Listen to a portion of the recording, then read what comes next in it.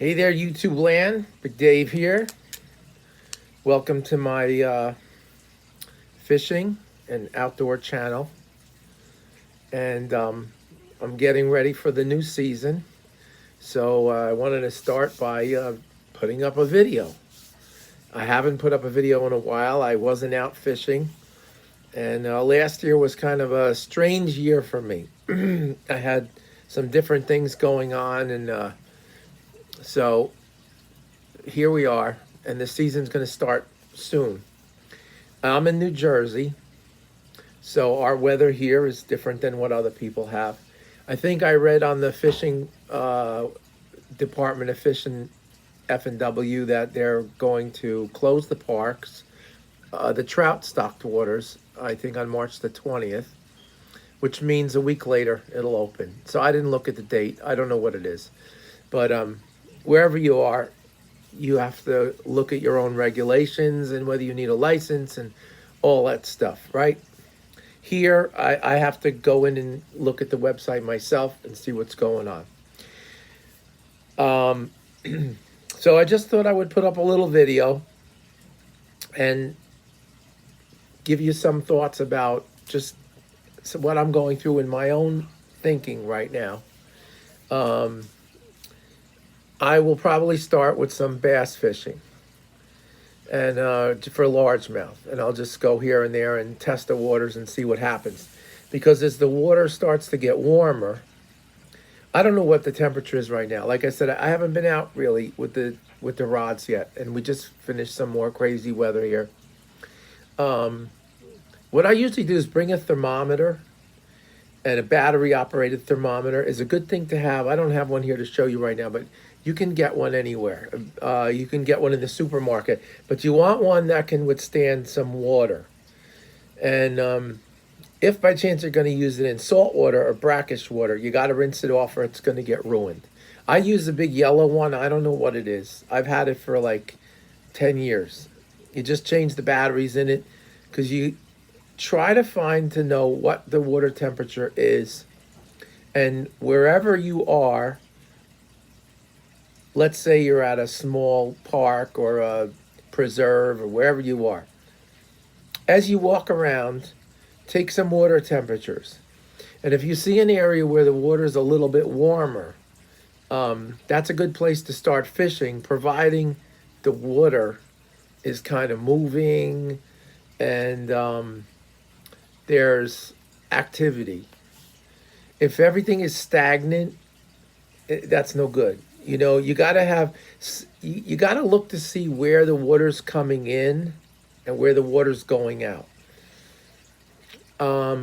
If it's like in the middle of nowhere and the water's not really doing all that much, it's not always the best place.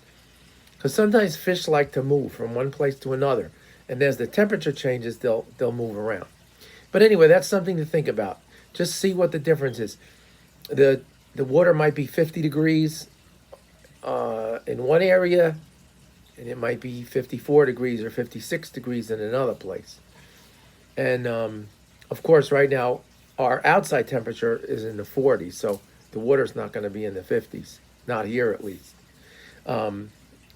So the water temperature, like I just said, that's a tip to kind of go check that out, see what the water temperature is, because it will help you as you move along. Okay, the next thing, a big source of frustration. If you're going out fishing, the season's going to open, and maybe you didn't do that much fishing so far in your life. You know, it's new to you, or you're just getting back into it. The first thing I would do is make sure I had a good reel that doesn't have the tendency to be broken all the time. Because you might pay $20 for a cheap reel and get a better reel for $60. And you might say, well, it's 3 times the price. And is it going to be 3 times as good? Well, usually what happens with the cheap reels is not long after you get them, something's not working right, or the bail doesn't work, or the spool is faulty, or some spring inside breaks, something happens, and then now it's not working. It's okay, but I really suggest you go out and find a better reel, and that reel will be with you hopefully for a period of time. Now, I'll give you an example. Here is a Penn Battle 2. I think when I got this, it was $99 because I got it on the sale. They were more than this actually at one time. So, $100 for a reel, that's a couple of bucks, right? But I bought this maybe when it first came out, Battle 2. I don't know when it came out. 5 or 6 years ago, maybe. I'm not really sure. However, this thing has caught a lot of fish. Like, this thing has really, really been a workhorse. The bail still works perfectly fine. No problem. The roller still works perfectly fine. Now, what I do is every so often I get in here and put some oil in there, a little bit of oil.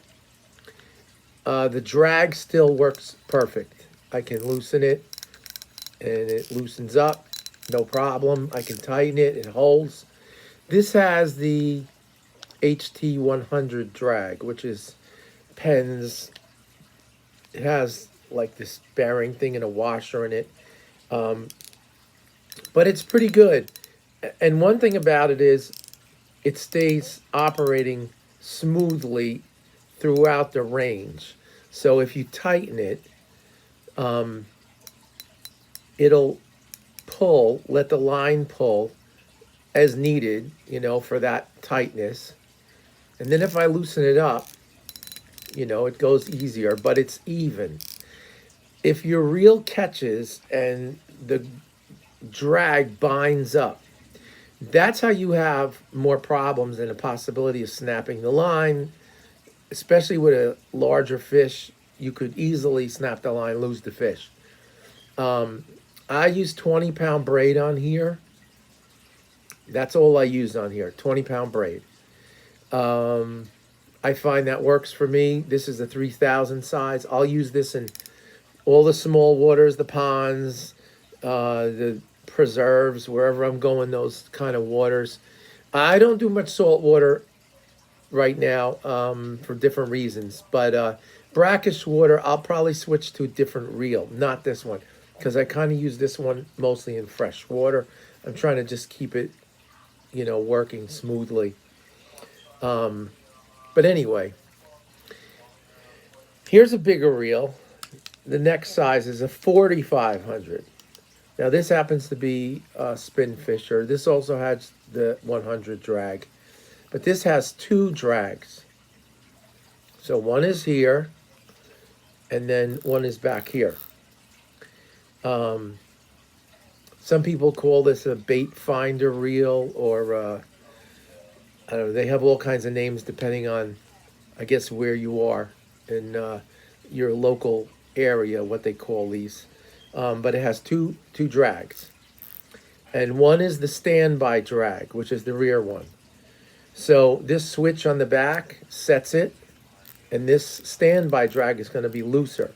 So if you put out bait, like say you're going to be baiting for catfish, carp, or whatever. All right, so you put the bait out, and then you put your standby drag on for whatever it'll tolerate in the water. Because if there's a current, it might have to be a little tighter because otherwise the line will pull. You have to just see how it works in your water. I don't know. That's your water. This is my water. Okay. Once you pick this up, if you have a fish, I'll show you once this tightens. Once you start to do this and turn it, this is going to click and switch to the front drag. Now this is going to be wherever you set it, usually tighter. So usually the back is your standby drag, and usually it's looser, and this is going to be tighter. As a matter of fact, on some reels, you can't even tighten the back drag all that much. It depends on the reel. Like this one, I'll show you. I have this one tightened pretty good now, and it's still fairly free. Okay, so because like I just said, most of the time you want the back drag to be looser, and then when you crank, it switches to the front. So if you haven't been doing much fishing, or you're kind of new to it, or you're just getting back into it, I think these are two big sources of frustration is the reels. And I would get a reel like this that's not too big, where you can do your smaller stuff. And I don't mean small, but I mean like your ponds and streams and um, your local smaller waters, um, and something a little bit more substantial that has the double drag that you can use for. This is a 4500. I think I already mentioned that. And this will cut down some of your frustration with things breaking, not working, or whatever. And I mean, I happen to use Penn, but there's other brands, Shimano and whatever. You just have to go see what works for you. And if you're new to bass fishing, sometimes you'll see on the different articles and magazines and all this stuff, and everybody's using a bait casting reel, right? That may not be the best fit for you in the beginning, and it could be a big source of frustration. So, what I would suggest is to just stick with something like this until you're you feel comfortable about what you're doing, and then maybe try the bait caster. I used to throw bait casters all the time, and I've actually gotten away from them for different reasons. But I have a whole box of them back here. There's a whole tub, and there's another box over there with bait casters. I probably have 20 of them at this point. All different size. I have big ones, small ones, ones with magnetic brakes and ones with balanced brakes and different ratios. And like I said, I spent a fair amount of time with bait casters, so I know that drill. And if I needed to, I could put it on my rod and go use the bait caster. But the last couple years, I've been mostly using these. And if I'm in the weeds, I'm using a push button reel, usually a Zepco Platinum. And the reason I do that is because I can stick the rod through the weeds, push the button, and just give a little fling, and the line will go where I want it. This in the weeds is a pain in the neck because the bail gets hung up in it. If you try to do a bait caster in the weeds, that's a whole other process that can lead to other complications like back spooling and all kinds of different things. So, if you fish in the weeds or that's what happens to be by you, you might want to consider a push button reel and testing it out. The only thing with those is you usually can't use braid on them because it gets hung up. So you're kind of forced into using monofilament. So if you don't like monofilament, it's a problem because that's basically what works on those push button reels. Now, I do know people that have put braid on the push button reels and used them to some degree of success, but it never works for me. There's always some issue, and so I don't bother with it. I like the smooth cast line on the push button reel. So the original line is usually very wiry. I don't want to say it's garbage or junk, but it's garbage. So I would get rid of it.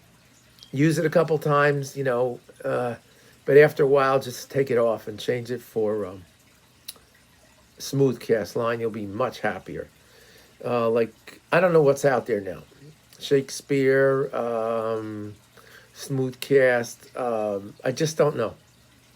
You have to go look. It'll say right on the package. Smooth cast line. 8-pound for ponds and stuff. 10-pound for something a little bit more. Smooth cast is not that good around rocks and other stuff. It gets hung up and, well, I shouldn't say it gets hung up. If you hang it up, it's going to break much easier than regular line. And, okay, so on this one, I happen to use mono. I think there's 12-pound mono on here. And I have other ones that have 40-pound braid on. So it's whatever you want to use for whatever you're fishing for, right? Okay, so enough of me yabbling on about something today. So let me put these down. Anyway, so this is my first video in a while, like I just told you. And I have my GoPro is now working. That was the kind of an adventure for me because I'm not real technical with all that stuff. So I'm hoping to use that for some other things when I get out there. But anyway, I did read some messages that came in a while ago that I actually didn't see. And I'm going to think about those messages and maybe put some other stuff up. So 15 minutes of this is enough. One other little thing I'll say. Try to learn from other people that might be fishing in the same water where you want to fish. So if you know somebody that's going to a certain water and they're having success, and that's a friend of yours that doesn't mind sharing information, try to find out some things that they're doing, because then you're not starting from scratch in that particular water. Because like I know water that I go to, if you use weight in there, you're going to have a really hard time catching those fish. So I almost always go weightless in that particular water. But I can drive a few miles the other way into different water, and I have to use some weight every single time, because I have to get down and in to some of these places. So it's two places only a few miles apart, and one place is weightless and the other place is I have to use weight. And that's two different operations there, right? Okay, so everybody have a good season starting up, and I will be posting some more videos and talking about some other things, like my new binoculars. And we'll talk about those in another video. Okay, have a good day. Bye-bye.